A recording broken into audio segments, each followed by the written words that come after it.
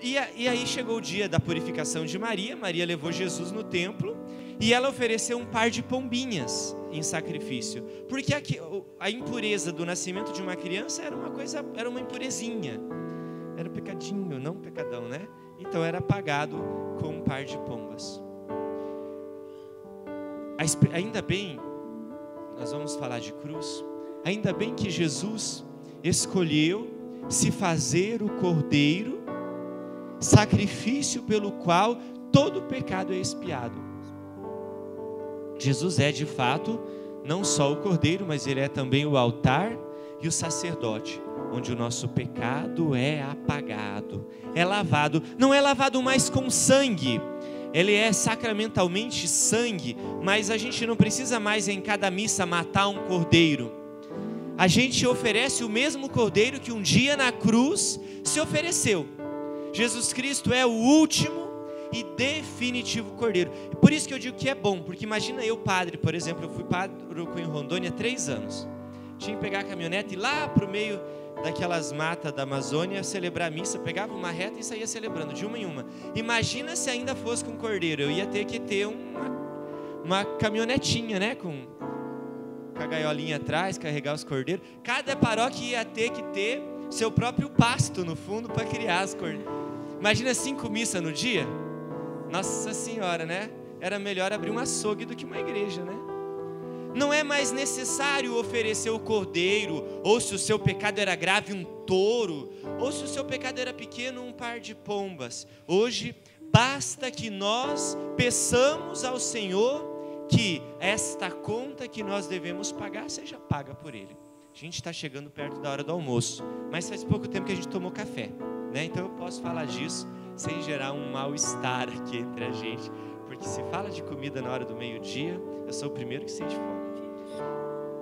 Eu queria que você pensasse comigo no seguinte: todo mundo aqui é da cidade? Não? Quem é daqui? Daqui, no caso, não daqui, da cidade, né? Porque aqui é um distrito, né? Qual é o restaurante mais legal que tem na cidade? Lá em Ponta Grossa chama Estrela de Prata. Aliás, o Estrela de Prata executivo é melhor ainda. Qual que é? Caçador? Pelo jeito é churrascaria, né? Que é Caçador. Era isso que eu ia falar. Eu tô aí ainda mais um dia, né?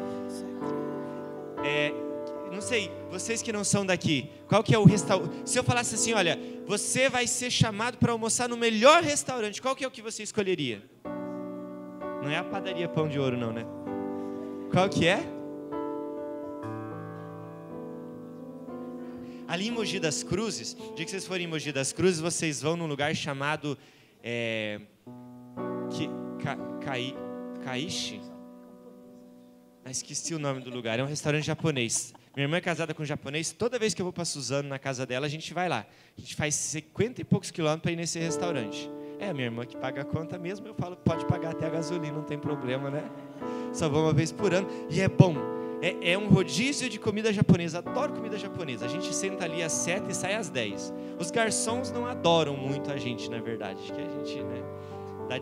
Eu queria falar para vocês assim, ó, aquele restaurante ali, vamos falar o Caçador. Se eu falasse para vocês agora assim, ó, queimou o almoço hoje, as mulheres vieram aqui e me disseram assim que queimou o porquinho que elas estão fazendo, maravilhoso. Queimou o arroz, queimou o feijão, queimou até a salada, né? Então eu vou ter que levar vocês para a gente comer nesse restaurante Caçador. As combis estão chegando aqui. Vocês iriam comigo, sim ou não? Quem é de comunidade não responda, porque quem que não vai comer de graça na casa da outra? Gente que vive da providência. Gente que vive da providência e chamar para um pão com ovo, a gente vai. Não é não?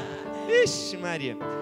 Agora quem trabalha normalmente gosta de pagar a sua conta, assim, né? Tem gente que... Bom, lá no Paraná é assim. E eu ia chamar vocês assim, para a gente comer. E eu ia falar, pode vir. O que vem de bom lá? Vem picanha...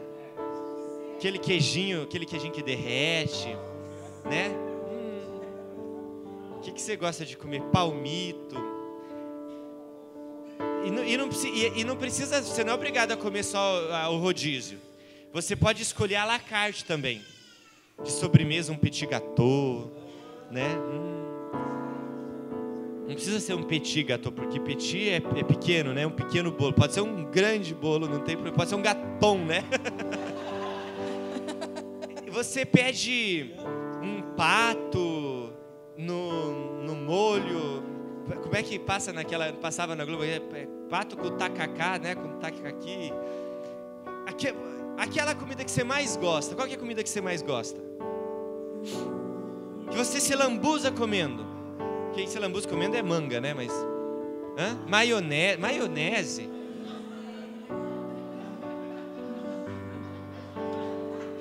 Tá bom, a gente vai mandar vir uma maionese para você. Um salpicão. Não conhecem salpicão aqui? É bom, não é? O que? Feijoada, claro. E eu ia pedir assim para pôr costelinha, pé de porco, orelha de porco. Põe o porco dentro já, assim. O que você gosta de comer? Churrasco. Então eu ia sentar na sua mesa. O senhor? Só salada, né? Sei. Torresmo. Quem que gosta de torresmo? Ei, quem que não gosta de torresmo, né? Quem que gosta de infarto também, né? Quem gosta de infarto? O que você gostaria de comer? Peixe? Eu adoro peixe também. Sou apaixonado. Odeio pescar. Mas se você pescar e levar lá em casa, eu como o peixe. Eu acho um desperdício de tempo ficar ali. Eu prefiro ler um livro, que daí eu saio pelo menos limpo, né? Você, fala a verdade, o que você gosta aqui de comer lá no Caçador? Nem conhece Caçador, né? Conhece? Massa? Eu gosto de massa também. Vivi na Itália 4 anos. Aprendi a comer. Eu comi todos os tipos de macarrão que existiam, eu comi. Graças a Deus. Tanto que nem aguento mais ver que é macarrão na minha frente. E a gente ia sentar, ia comer, ia se divertir.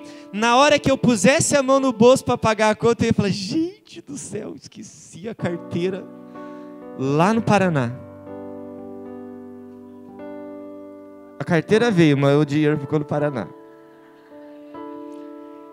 E alguém tá ali do lado, assim, ó, sentado comendo, um homem no terno, gravata, assim, chique, ricão, assim, dono da maior empresa da cidade aí.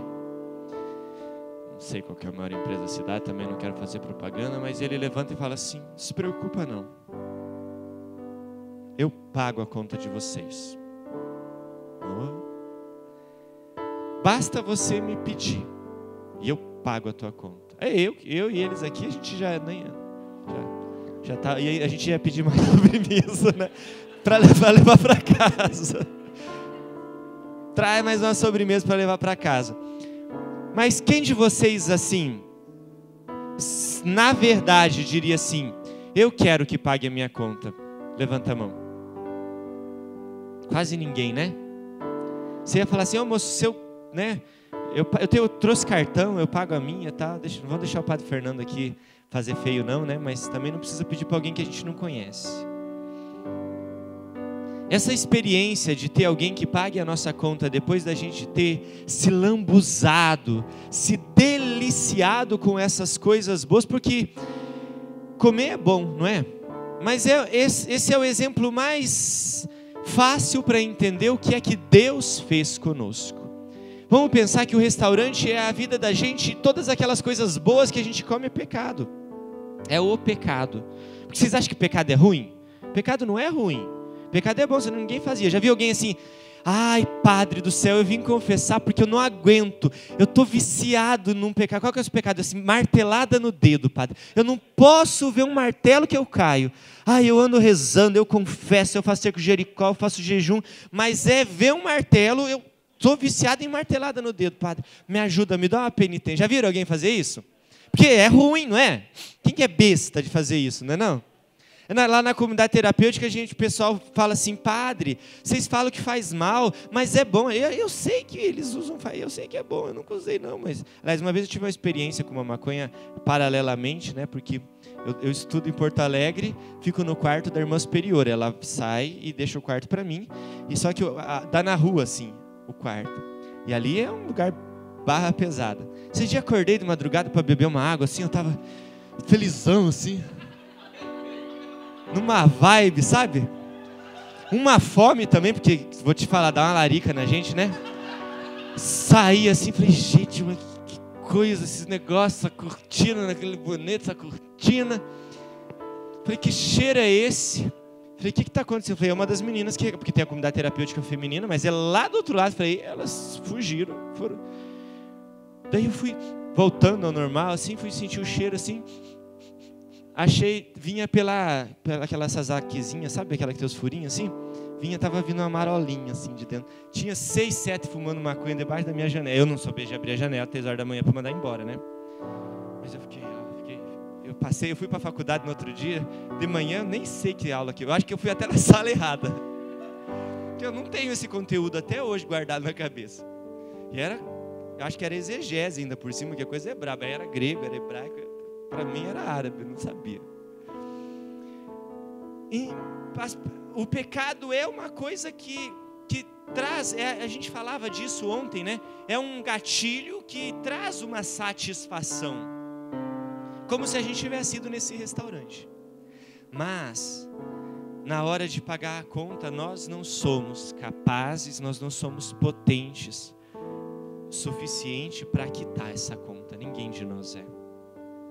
E aí vem um homem lindo, bonito, distinto, chamado Jesus Cristo, e diz para você assim: eu já paguei a conta, na verdade. Só basta que você passe lá e deixe o seu nome na notinha, né? Na notinha.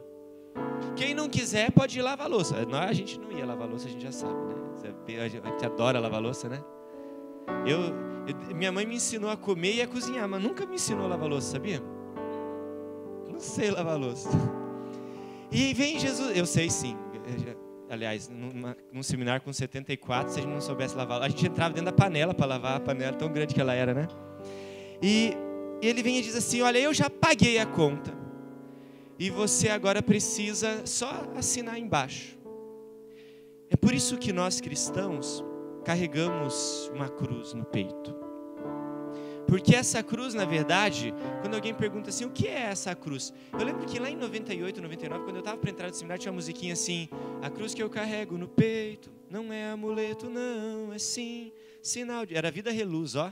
Ainda nem reluzia tanto assim, na época era o Valmir Alencar, ainda nem tinha dente nessa época. Vida Reluz. A cruz que a gente carrega no peito é, na verdade, uma nota fiscal. Quando você vai sair do restaurante, você não tem que mostrar a notinha que você pagou para sair? A cruz que a gente carrega no peito é uma nota fiscal de que a nossa conta foi paga. A gente precisa provar que a nossa conta foi paga. Mas por que você carrega essa cruz? E alguns dizem assim: tudo bem carregar a cruz, mas Jesus já saiu da cruz. Jesus já ressuscitou. Ah, não duvido disso, não duvido. Mas o sinal de que a nossa cruz foi paga é que o sangue dele foi derramado. É claro que ele ressuscitou, mas a experiência da ressurreição que nós vamos viver daqui a alguns dias é a experiência da glória. A experiência da remissão é o derramar o sangue. É o cordeiro que é oferecido mais uma vez num templo, não agora dentro de Jerusalém, mas fora de Jerusalém. Não num altar de pedra, mas num altar de madeira, em formato de cruz. A cruz é hoje a boa notícia que eu e você temos para poder sair de barriga cheia do restaurante e sem precisar ficar lavando a louça.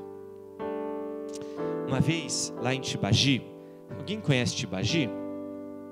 Ninguém ouviu falar de Tibagi, né? Ruim de vir de outro estado é que você... Ah, meu Deus. Me ajuda aqui que eu sou padre, não arqueiro, não acerto esse negócio nem... Se eu fosse jogar golfe, eu errava até a bolinha.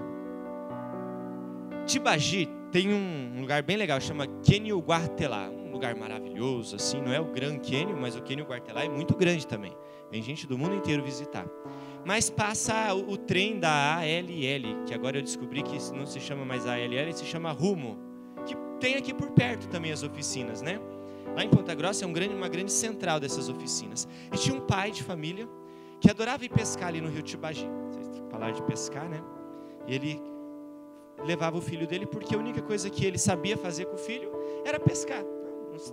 Um senhor muito humilde, muito simples, trabalhava na roça, ele nunca soube jogar bola, essas coisas. Ele sabia pescar e o filho adorava pescar, filho desse tamanho. E eles iam pescar. E o caminho mais perto para chegar no rio era pelo trilho do trem. Aquele menino adorava brincar no trilho do trem. Ele ia caminhando, né? E o pai dele ia do lado, eles se divertiam, contavam como tinha sido o dia. Aquele pai amava muito aquele filho e dava todo o amor dele para o filho. Tudo aquilo que ele tinha, ele dava para o filho. Tudo aquilo que ele era, ele queria que o filho fosse. E eles indo pescar, esse menino bagunçou o pé ali e caiu. Só que a hora que ele caiu, o pé dele entrou num buraco assim, onde faltavam pedras. O pé dele ficou preso ali no trilho do trem.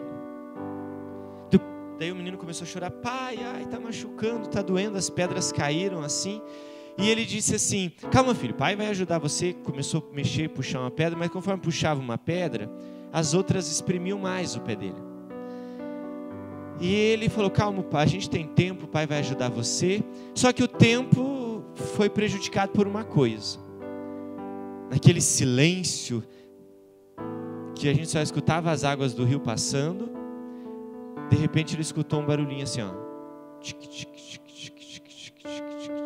Que não era o relógio, né? Porque depois do tic-tic-tic-tic fez piuí. Vamos fazer junto o trem? Vocês conseguem fazer? A gente vai fazer assim, ó. Vocês fazem tic-tic-tic-tic-tic-tic-tic. Aí vocês fazem piuí, tá? É difícil fazer piuí? Vamos testar? Tic-tic-tic-tic-tic-tic-tic-tic-tic-tic-tic. Nossa. Saiu qualquer outro estado, menos Piauí, né? Vamos de novo assim, ó. Bem devagarzinho. O trem estava longe, era bem baixinho, era assim, ó.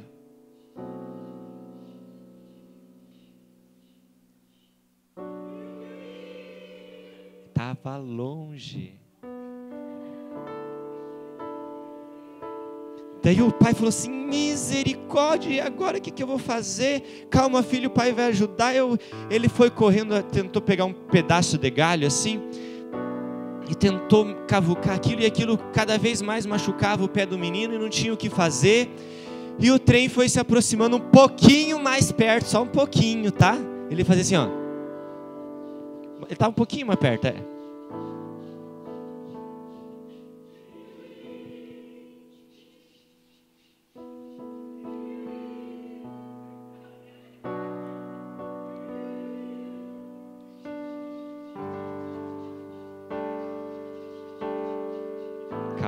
Tem que chegar a força.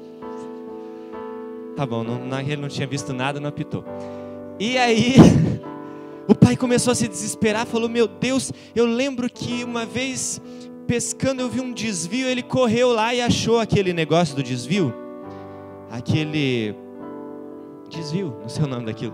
Aquela alavanca. E ele começou a puxar, só que aquilo era muito velho. A hora que ele puxou, a alavanca quebrou. Então não tinha mais como desviar. Se desviasse, o trem ia embora. E ele falou: calma filho, o pai vai resolver e não sei o que. E ele pegou aquela alavanca e tentou erguer o ferro ali para poder tirar o pé do menino, e não tinha como tirar o pé do menino. Ele pensou assim: aqui tem um tronco velho, eu vou correr lá na frente, eu coloco o tronco e o trem vai bater. E se a gente tiver sorte, o trem sai do trilho. O maquinista só vai cair fora, o maquinista, a gente torce para o maquinista não se machucar. Só que depois que o trem começou a se aproximar mais um pouco, só um pouco mais perto, ele fazia assim, ó. Estava um pouquinho mais.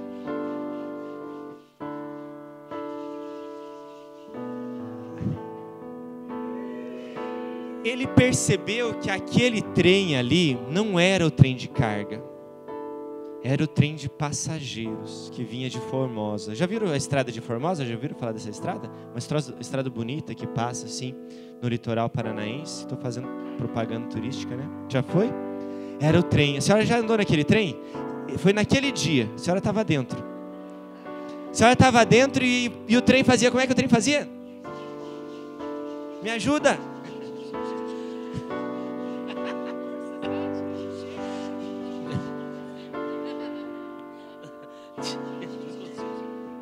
Eu não consigo fazer tic tic tic tic tic tic. E o trem foi se aproximando, a senhora lá dentro nem percebeu. O pai falou: e agora, se eu colocar esse tronco, vai ser um desastre, vai sair até na CNN. Ele foi lá correndo, e o trem chegou muito perto, bem alto, estava bem forte. O trem fazia assim, ó.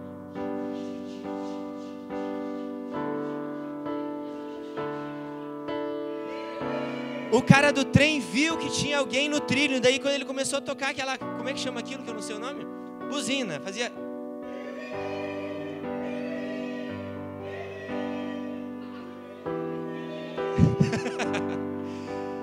E aí ele chegou perto do filho e começou a tentar puxar o filho.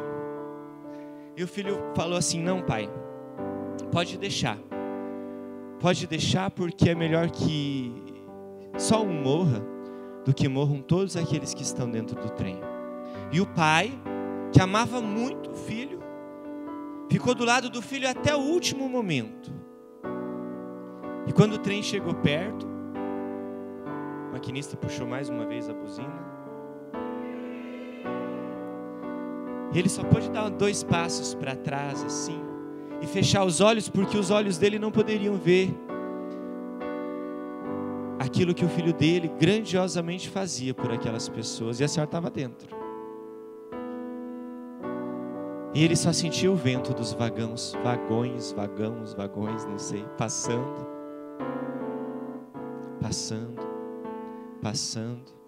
E cada pessoa que passava não sabia que quando passava por aquele filho, estava ganhando mais uma chance na vida. Estava ganhando a chance de continuar o seu caminho de trem, de chegar ao seu destino, de encontrar a sua família, de realizar os seus sonhos, de se formar na faculdade, de viver a felicidade que Deus tinha reservado para eles. A única pessoa que de fato sofreu a dor do filho foi o pai. Essa é a experiência do amor de Deus dado na cruz por você. Um pai que amou tanto seu filho, que entendeu que o sacrifício do filho era necessário por todos nós. Mas esse pai não ficou odiando as pessoas do trem, ele começou a amar mais as pessoas do trem, porque a cada pessoa daquele trem valia a vida do seu filho. É como Deus Pai, que cada dia olha dos céus e diz assim: o meu sacrifício, o sacrifício do meu filho, o sacrifício... Existe um teólogo chamado...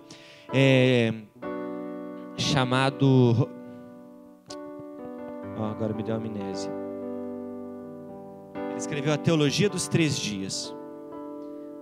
Aliás, Trindade como História é o nome do livro. Já vou dizer o nome dele. Ele conta que na cruz não morreu só o Filho, morreu o Pai e o Espírito Santo também. Porque a morte, se eu falasse para você assim, olha, quem aqui é mãe e pai? Levanta a mão. Se eu falasse para vocês assim, ó, eu preciso pôr o seu filho na cruz, eu já estou com tudo pronto, se você quiser ir no lugar dele, você pode ir. Quem de vocês aceitaria ir no lugar do filho?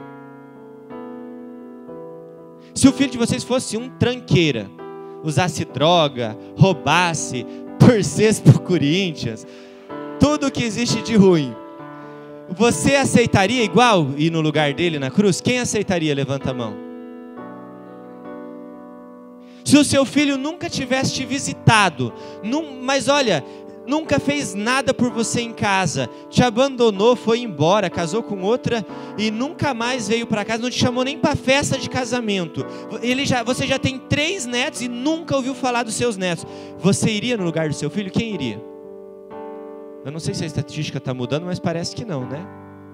Um pai e uma mãe sempre estaria disposto a dar a vida pelo filho, né? Como é o nome dos seus filhos? Fabiano. E da senhora? Se eu pegasse o Roberto e o Miguel agora, tivesse para pendurar numa cruz, a senhora ia no lugar deles? Ia pensar? Você ia? Eu acho que eu ia também. Eu iria pelos meus irmãos, imagina pelos meus filhos. Mas qual dor é maior? A de ser pendurado numa cruz ou de ficar de pé debaixo da cruz vendo seu filho ser pendurado? Quem morre mais nessa história, você acha? quem está vendo, né?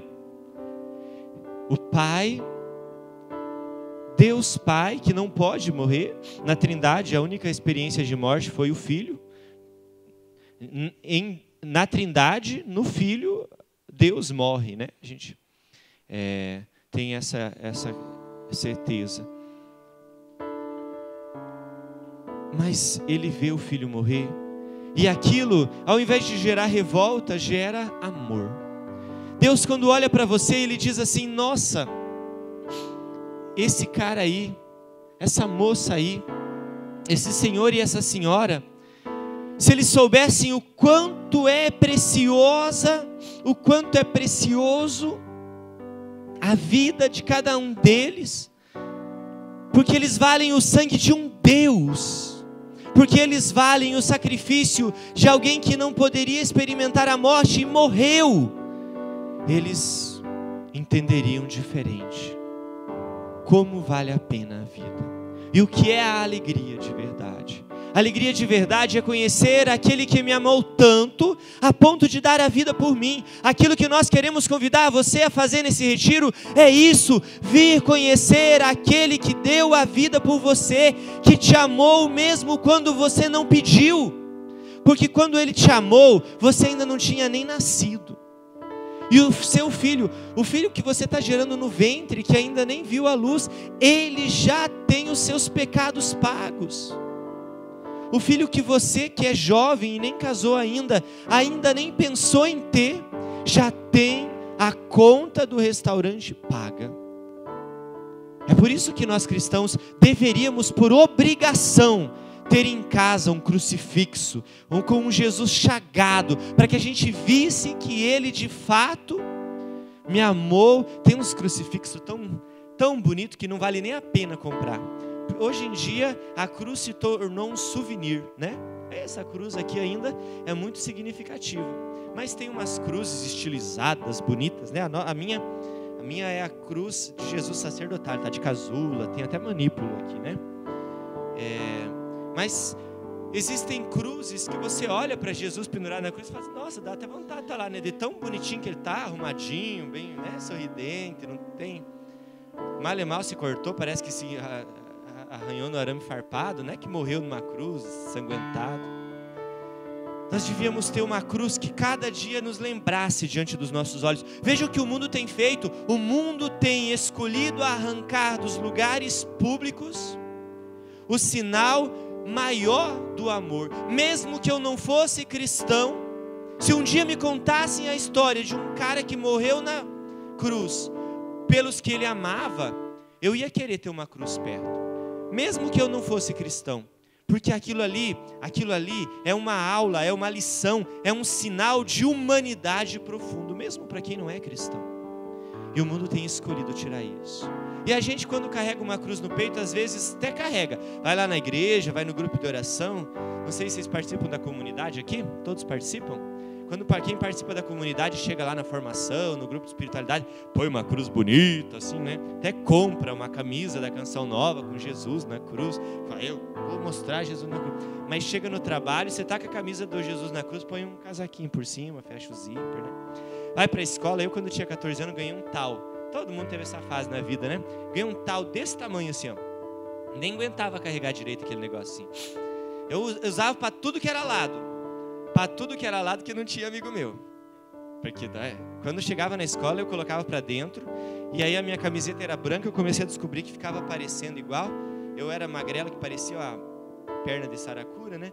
Então, tipo assim, eu com uma cruz pequena no peito, naquele tempo parecia alto relevo, assim, era uma coisa enorme. Então eu enfiava na bolsa. Daí quando saía da escola, que andava uma quadra da escola, eu colocava no peito. Eu chegava em casa com aquela cruz, empinando, para todo mundo ver. A gente até carrega a cruz nos lugares onde a cruz é bem vista. Mas onde as pessoas nos perguntam: por que é que você carrega isso? A gente tem a tendência de esconder. A gente tem a tendência de se esconder também. Existem lugares... Eu vou te contar uma história verdadeira, tá? Vocês sabem que no período do Estado Islâmico, que agora está passando, graças a Deus, muitos movimentos árabes, islâmicos iam nos lugares, iam nas escolas, iam nas coisas, e eles colocavam as pessoas em fila. Eu digo isso porque eu conheço uma pessoa, ele era um engenheiro que estava lá na cidade, ele era um católico muito fervoroso, meu amigo de grupo de oração e tudo mais, e ele estava lá, e chamaram para todo mundo em fila, e o que eles fazem para saber quem é judeu, quem é muçulmano e quem não é? Eles fazem declarar, citar um pedaço do Alcorão, né? Uma surata, a gente chama de capítulo na Bíblia, no Alcorão se chama surata. E a primeira surata é uma surata, é muito bonita por sinal, que fala que Deus é o único que eles escutam, uma coisa bem bonita. Vale a pena ler a primeira surata do Alcorão. E esse rapaz estava lá, convivendo com o pessoal, ele aprendeu essa surata. Ele aprendeu. Mas como ele não era da cidade, então perguntaram assim: você é cristão? E naquele momento em que ele podia professar a fé dele dizendo: eu sou cristão, ele ia ter que morrer por causa disso. Ele ia morrer, porque morriam. Os que não eram cristãos, os que não sabiam citar uma passagem do Alcorão, eram assassinados, fuzilados, né? E ele me contou com a maior esperteza, de como se fosse o cara mais malandro do mundo, que ele conseguiu enganar eles. E ele disse: não, eu nunca fui cristão na minha vida, eu sou muçulmano, né? Que eu sou brasileiro, mas sou de família árabe, estou aqui para conhecer melhor a minha fé. E declamou o primeiro capítulo e foi libertado. E ele se gabava disso para todo mundo. Mas o dia que ele veio contar isso para mim, eu fiquei muito triste, profundamente triste. Eu sou sincero que eu não sei como eu iria reagir ali, mas eu desejo muito que eu não fizesse isso. Depois de virar padre, depois de ter passado 18, quase 19 anos da minha vida no convento, chegar no momento de fazer a minha maior declaração de fé, dizer: não, eu não sou cristão, eu não conheço Jesus Cristo. É a maior apostasia que existe. É o maior abandono da fé que possa existir. Você salvou a sua vida, mas você não salvou quem você é. Você perdeu tudo aquilo que um dia você pode ter sido. Vocês não sei se viram na televisão semana passada, um padre agora no Nordeste foi preso porque ele não aceitou fazer um casamento homossexual. Vocês viram? E a promotora pediu prisão preventiva do padre. Padrezinho muito simplesinho, não conheço ele, só acompanhei as matérias, ele ficou preso alguns dias. Porque a sociedade agora começa a fazer isso.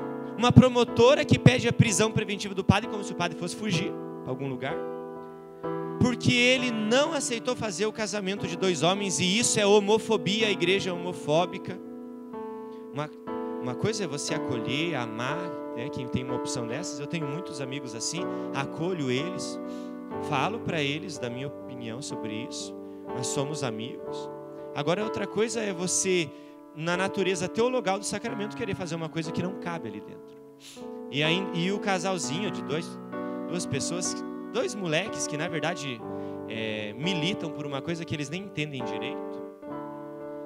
Eles foram na televisão e disseram assim: porque agora vai ser assim, nós somos a bandeira contra todo mundo que é diferente de nós.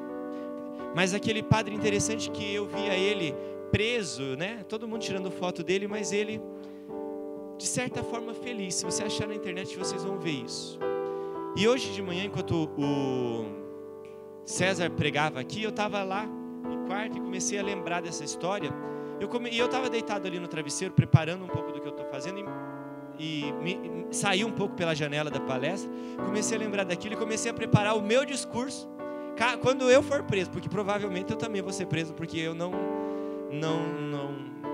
abriria a mão do evangelho para ficar preso a normas dos homens. E eu acho que ainda vou ter muito problema com a sociedade como ela está se tornando. A sociedade está se tornando tão chata que se você sorrir hoje, você vai preso, porque é crime contra quem não tem dente, né? Não é verdade? Nós cristãos sofreremos demais, sofreremos muito, mas nós temos que saber naquilo em que nós estamos ancorados. A cruz de Cristo é aquele sinal de amor tão profundo que me amou. Eu pedi para vocês abrirem a Bíblia e a gente ainda não leu, né? É que agora que eu vou começar a pregação, era só a introdução. Que hora que é agora? Lá tem um relógio, né? Tá aqui faz 2 dias, não vi o relógio lá, né? João 19.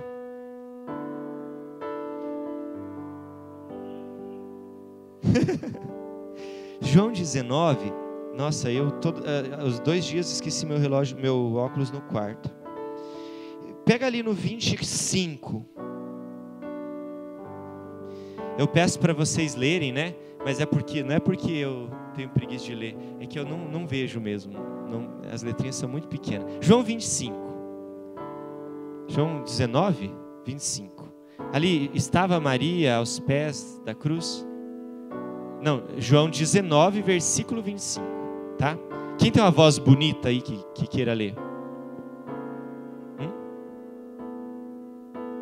Eu vou para lá só para ele ter que virar a câmera. Eu adoro isso aqui.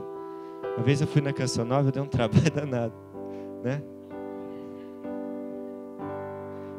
Vou levar para você ler.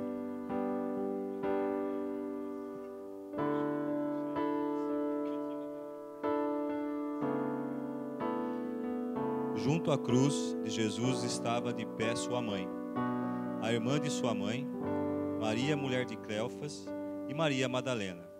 Quando Jesus viu sua mãe e perto dela o discípulo que amava, disse a sua mãe: Mulher, eis aí teu filho. Depois disse ao discípulo: Eis aí a tua mãe.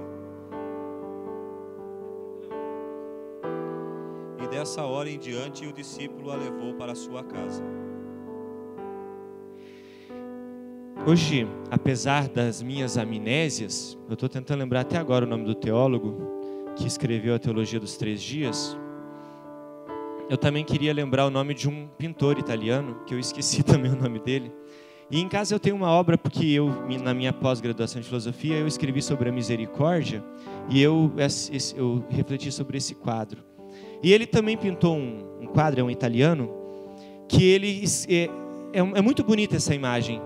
Um dia eu queria poder mostrar para vocês, aqui a gente não tem o sinal da internet, felizmente, eu até pensei de baixar a imagem. É uma imagem assim, ó, de Jesus aqui na cruz, mas é como se o pintor tivesse dentro dos olhos de Jesus. É aquilo que o olhar de Jesus via enquanto ele estava na cruz. Meio embaçado, meio torto por causa da dor.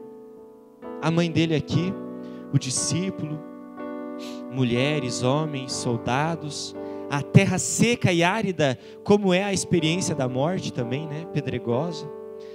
E aqueles olhos viam essa passagem. Veja que coisa linda. A gente sempre fala que Deus deu uma prova de amor por nós, porque na cruz Ele deu a coisa que Ele mais tinha de importante, que era a sua vida. Mas a gente nunca lembra de dizer que junto com a sua vida, quando alguém vai dar a vida, aquilo que ele deixa no momento da morte, para ele é tão importante quanto a sua vida. Já viu quando alguém está no hospital morrendo?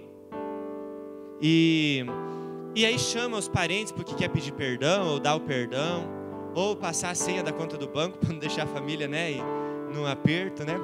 Meu cunhado japonês teve um troço lá, ele comeu demais, teve um troço, foi parar no hospital.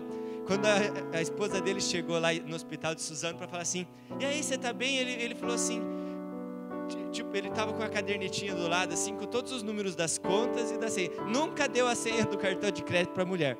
Na hora da morte, passou até a documentação do carro. Ela aproveitou disso depois, ele saiu do hospital, mas ela guardou o papel, né? Porque na hora da vida você quer dar aquilo que você tem de mais precioso para aquela pessoa que você mais ama, é ou não é? Você não vai chamar um jaguara na sua vida lá e falar: vou deixar meu carro para você, né? Você quer dar para o seu filho, para sua esposa, para o esposo, para o banco às vezes, porque é só o que dá para fazer com o carro que você comprou. No momento da morte, aquilo que nós temos de mais precioso a gente deixa para quem mais a gente ama.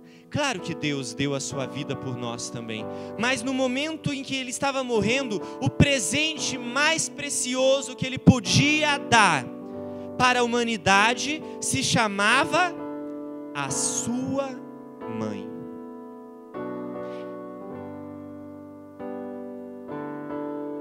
Junto à cruz de Jesus estavam de pé sua mãe e a irmã de sua mãe, Maria, mulher de Cleofas, e Maria Madalena. Quando Jesus olhou, olha que coisa interessante, olha que coisa fantástica. Acho que não sei se a gente vai ter uma pregação sobre Maria depois, mas eu adoro terminar falando de Maria. Jesus olhou para Maria e ele falou assim: talvez este aqui, depois da minha vida, depois de tudo aquilo que eu revelei sobre o reino de Deus em vida, na hora da morte, isso é o que eu tenho de mais precioso, a minha mãe.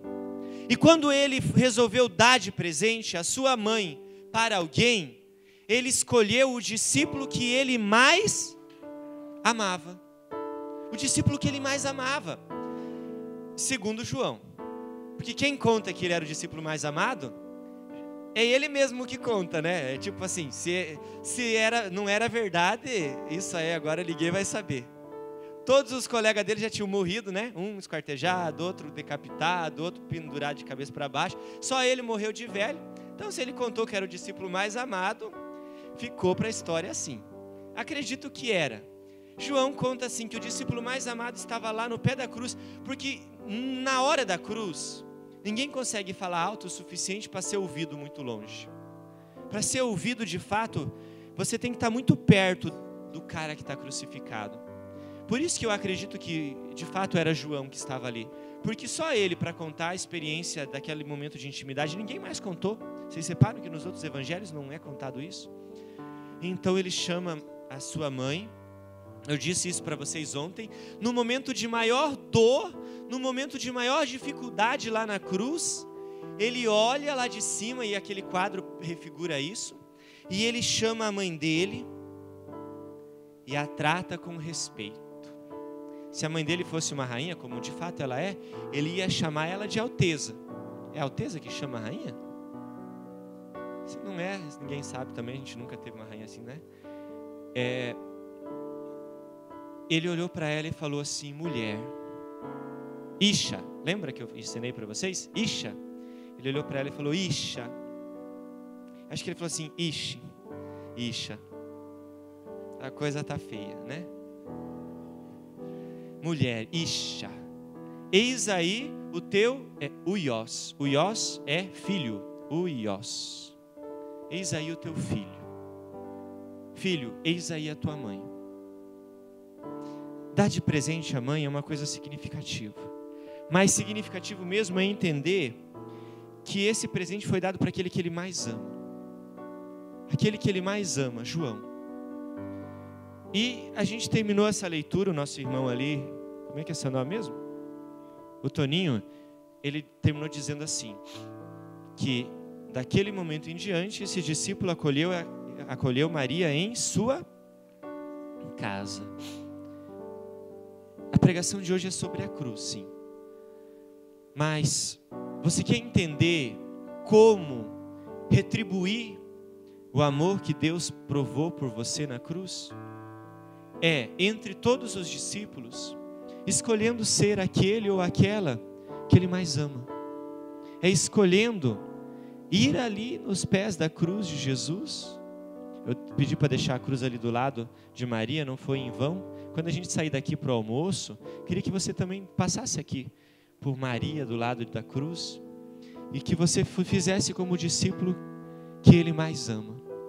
A gente aceita ser, a gente age como se fosse o discípulo que ele mais ama e que mais ama ele, se a gente escolhe, a partir do momento da cruz, levar Maria para a nossa casa. Eu disse que na nossa casa a gente tinha que ter um crucifixo, lembra? Um bom cristão também tem em casa uma imagem de Maria. Não sei se você tem, se não tem, você pode comprar pela internet hoje em dia. Não sei se o pessoal daqui tem uma livraria, não sei se na cidade tem, mas é tão triste quando eu vou visitar uma casa de um cristão e que fala: padre, vem, porque a gente é cristão. A gente entra na casa, às vezes a gente não vê uma cruz, a gente não vê uma imagem de Maria, às vezes a gente vê um Buda, às vezes vê um Buda. é um trava-língua, mas às vezes a gente vê um Buda com a Buda virada para a porta, né? Não tem essa coisa do elefante, do Buda, né? O Buda com o Buda virado para a porta. Porque achou bonito, porque alguém disse que dá sorte. Se dá sorte, desse sorte mesmo, o Buda não tinha morrido, né? Outra coisa, tem gente que segue o Buda dizendo assim, não, eu sigo o Buda porque ele ensinou autocontrole. Imagina o cara era gordo que parecia um boi, né? Que autocontrole que ele tinha, né?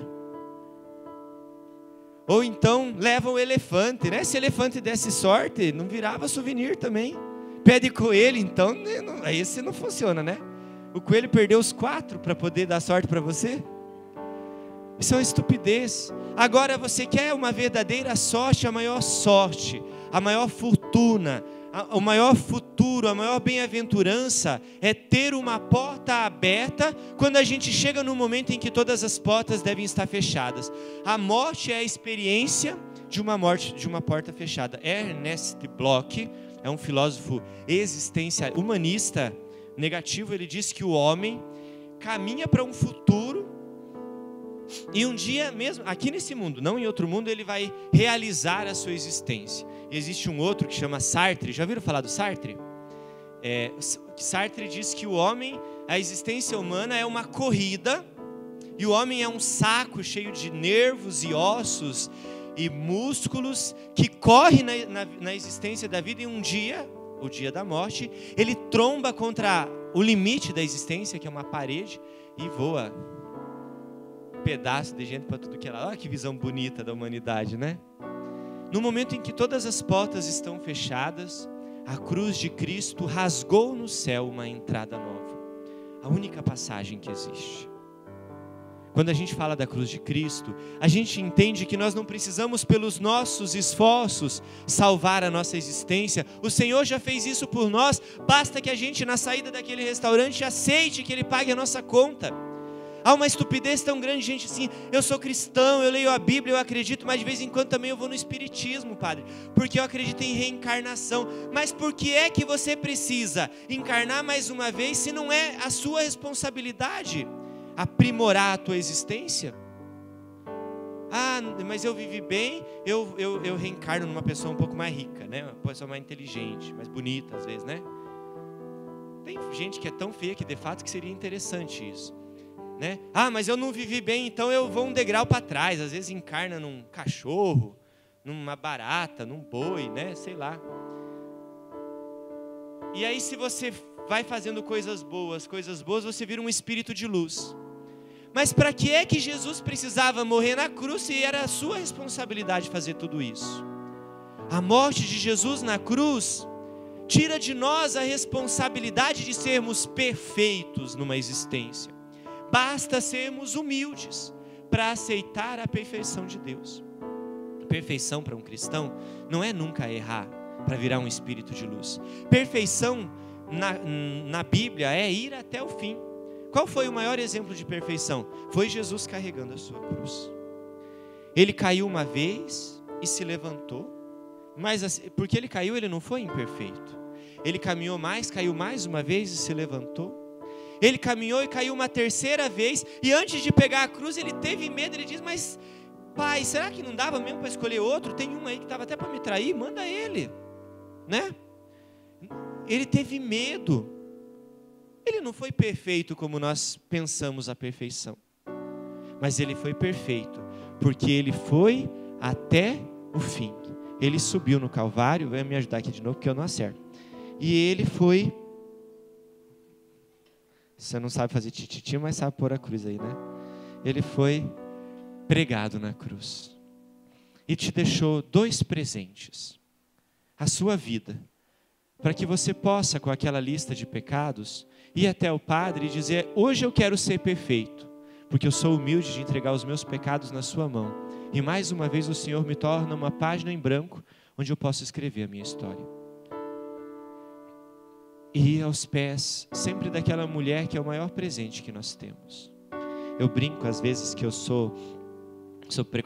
adoro fazer piada assim de mulher que dirige, disso, aquilo, Mas a verdade é que todas as vezes que Deus olhou para a humanidade e viu a humanidade sozinha, o maior presente que Deus deu para a humanidade era feminino. Quando o homem estava no deserto, sozinho, quando Adão estava, aonde que ele estava mesmo? Meu Deus do céu, já está dando fome. No paraíso não, ele estava no jardim do Éden. Quando Adão estava no jardim do Éden, Deus deu uma ordem para ele. Falou assim: vai e domina sobre todas as coisas. E como é que a gente domina uma coisa? A gente domina uma coisa quando a gente dá um nome para aquela coisa. Veja, Deus demorou muitos anos para ensinar o seu nome para a gente. Foi só com Moisés que ele disse assim. Moisés falou assim: mas quem está me mandando? Ele falou: o meu nome é Eié, Asher, Eié. Eu sou aquele que é. A melhor tradução vem no alemão. Eu sou quem é. Javé, né? Mas Adão saía pelo mundo, e ele olhava para uma árvore e falava: árvore, você vai chamar a árvore. E ele dominava a árvore. Mas a árvore não respondia nada para ele. E ele andava, ele olhava para uma pedra e falava: pedra, você vai chamar a pedra. Mas a pedra não respondia. Ele olhava para um animal e falava: passarinho, você vai chamar passarinho. Cachorro, você vai chamar cachorro. Um dia ele estava criativo, né? Ele viu um bicho na água e falou: você vai chamar o ornitorrinco. Acontece também, né? Ele dominou sobre todas as coisas, mas nada no mundo respondia ao homem. O homem estava angustiado sobre a face da terra, e o masculino na teologia é sempre pergunta, é sempre clamor, é sempre alguma coisa que espera a resposta. E Deus viu que o homem estava sozinho e inventou a mulher da costela, né? Pegou ele dormindo, tirou uma costela dele. Ainda bem que foi da costela. Imagina se fosse um pedaço de bochecha, né? Não estou falando que a mulher fala muito, longe de mim, né? Mas ele criou a mulher, e a mulher se tornou a companheira de Adão. Ela se tornou a resposta para a angústia do homem, porque Adão dizia assim: mulher, e a mulher dizia: eu estou aqui do seu lado. A mulher é a resposta para a angústia da humanidade. Bonito, é ou não é? Fiz um ponto com vocês agora, não fiz? Obrigado. Depois, a gente poderia ficar aqui falando dessa polaridade masculino e feminino, até que a gente vai chegar na cruz. E todas as vezes que a gente está sozinho, e que a gente tenta falar com Deus, e Deus não responde, não porque Ele não quer responder, mas porque a resposta de Deus é uma palavra que é pronunciada em silêncio. Ele espera que a gente vá em Maria, porque Maria é a companhia para o momento em que nós estamos sozinhos. A humanidade, na Páscoa, passa 3 dias sozinha, imersa na escuridão. E quem é que vai para a nossa casa no momento em que nós estamos sozinhos, imersos na escuridão? Maria. Ela é o presente do amor de Deus, Filho, na cruz, para que a gente não esteja sozinho. É triste ver um cristão que não tem Maria, porque é um cristão que recebeu um presente de Deus, mas nunca teve coragem de abrir o laço, nunca teve coragem de rasgar o pacote. Um cristão que não tem um amor profundo por Maria, não é um verdadeiro cristão, porque ele diz amar a Deus sobre todas as coisas, mas quando a gente ganha um presente de alguém que a gente ama, a primeira coisa que a gente faz é o quê? A primeira coisa que a gente faz é agradecer, né? Obrigado. A segunda é abrir. E no presente que Deus te deu, foi um Natal abundante, porque aos pés daquela árvore, não uma árvore de pinheirinho, mas um lenho sagrado, estavam 2 presentes: a tua salvação e a tua mãe. Essa é a grandiosidade da cruz de Cristo.